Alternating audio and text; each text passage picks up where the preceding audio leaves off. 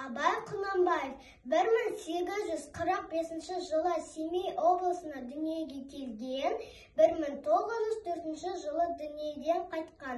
Абай Құнанбаев ұстаз, ақын, ағартушы, өлең сөздің патшасы, сөз сарасы.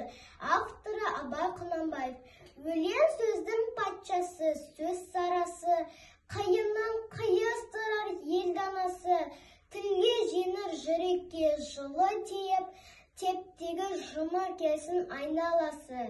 Бөтен сөзбен болғанса сөз арасы, ол ақынның білімсіз бейшарасы. Айтушы мен тыңдаушы көбі надан, бұл жұрттың сөз танымас бір парасы.